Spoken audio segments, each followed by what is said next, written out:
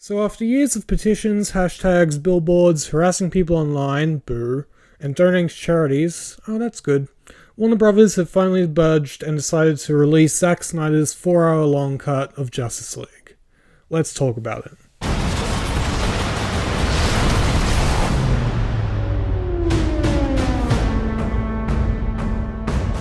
Okay, first off, I'm gonna go into full-on spoilers, so if you haven't seen Zack Snyder's Justice League, click off now.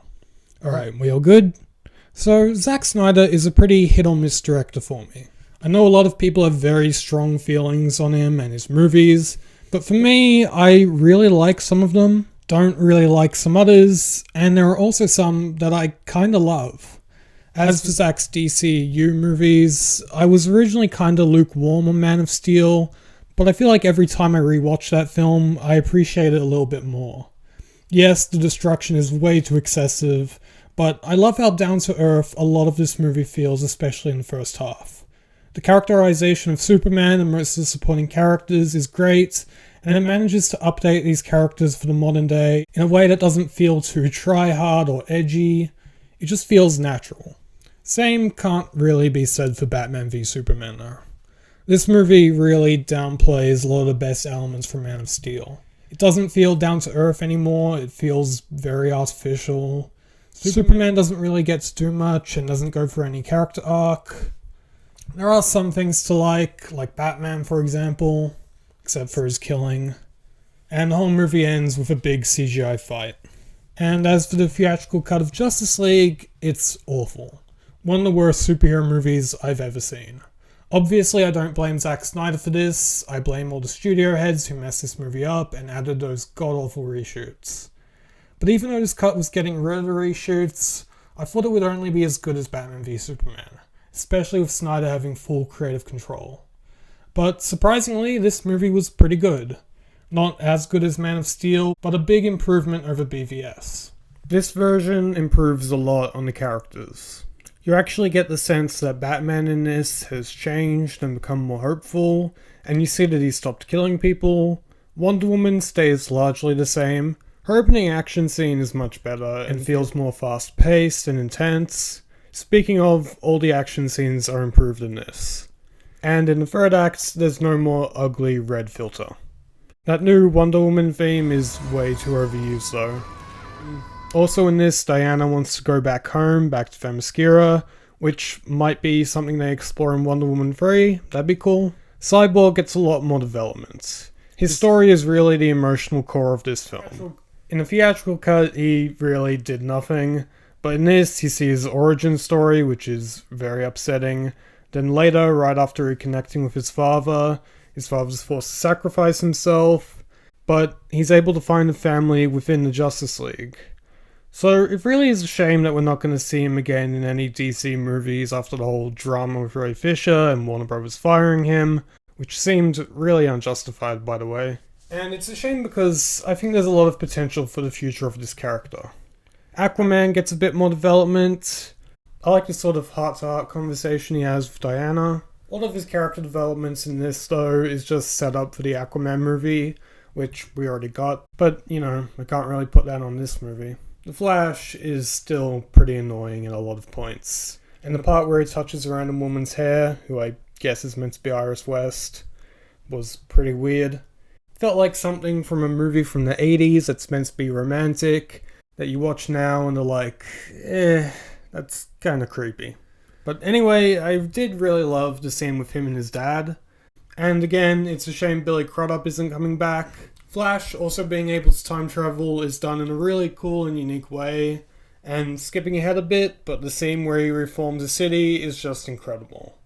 I may not have loved this movie, but that scene was one of the best scenes in any superhero movie. The build up to it, the visuals, the score by Junkie XL, it was just perfect.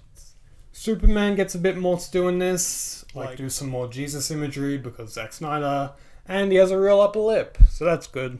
His introduction in the final battle was kind of weird, but hey, at least it's better than the one we got in the theatrical cut. And he's also actively saving someone. He also just doesn't defeat Steppenwolf by himself this time. Aquaman and Wonder Woman help him. Speaking of, Steppenwolf is improved a lot in this. His design is a lot better, and partly because of the design, he feels more human. I think it's in those eyes. Those big anime eyes. But him being banished from Apocalypse, and all he wants to do is impress Darkseid so he can go home. It's interesting, and you kind of feel bad for him. And it's not just this evil alien just trying to destroy the Earth just cause. As for the new characters who weren't in the theatrical cut, Desaad and Darkseid were intriguing. Darkseid looked really cool.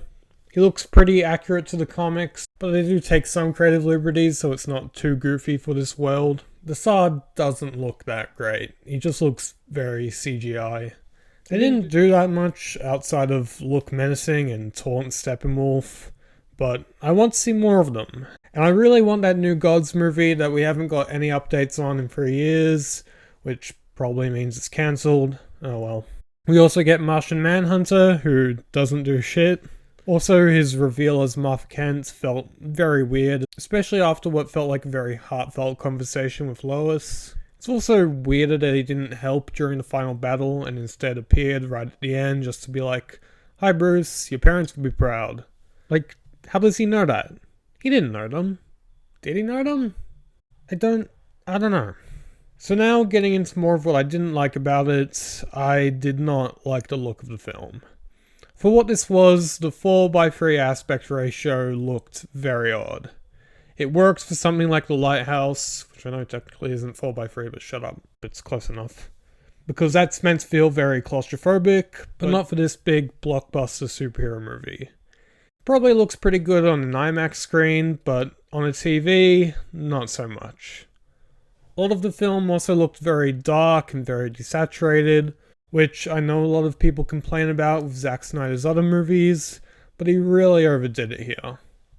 I think you probably heard how the theatrical cut was so ugly because it was so unnaturally bright and oversaturated, so they just went way too far in the complete opposite direction. Well, there's also some awful CGI at points, like the vision Cyborg has. We see this shot from the trailer, which looked fine in the trailer, but in this they add dead Kilowog Green Lantern and evil Superman, and they just both don't look real at all. Just leave it as it was. Also, when Darkseid killed Aquaman in the Vision, it's video cutscene level. This film does have some of the problems that the theatrical cut had, just not as many. There's still a lot of exposition, and there's some goofy shit in here, which I'm sure a lot of Snyder fans just assumed was from Whedon, but I don't really mind it too much. It's a superhero movie. It can be a little goofy sometimes. When it comes to the film's 4-hour runtime, you could definitely argue that it's unnecessary, but I didn't mind it as much as I thought I would. It's pretty clear they kept every single scene that was shot in this, and this was never going to be released in cinemas. But, you know, it's a treat for the fans. So with this, they get to see everything that was deleted.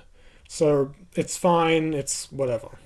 Having title cards come up for the film's chapters definitely helps make it more accessible, because you get time to pause and go piss or whatever. Also, this isn't really a huge issue, but the R rating felt largely unnecessary. You can tell this was shot as a PG-13 with all the blood just being added later with CGI. Also, those two scenes before the Martian Manhunter reveal just kind of felt like post-credit scenes. The one with Deathstroke and Lex Luthor literally was, and I think it worked better as that. And in this version, it sets up that Ben Affleck Batman movie, which we're not going to see. I would love to see a Gareth Evans directed Deathstroke movie though, but yeah, that's probably not going to happen either. The Nightmare scene was just bad. So bad.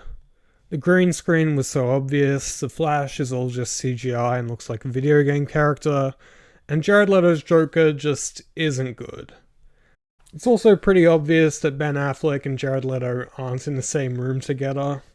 To be fair, Jared Leto does tone it down a bit compared to his performance in Suicide Squad, but still, he stinks, and he looks dumb, and I hate him, and he's probably the sole reason we're not going to see David Ayer's original cut of Suicide Squad, because I'm guessing all of the takes of him as a Joker in that movie are terrible. Okay.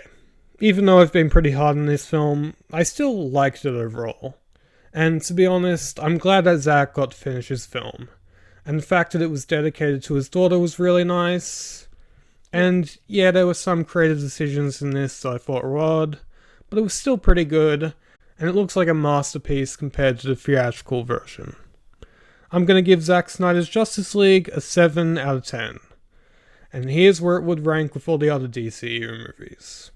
Anyway, that's what I thought about Zack Snyder's Justice League. Thanks for watching, I really appreciate it. If you want, you can follow me on Twitter @CinemaGeekYT.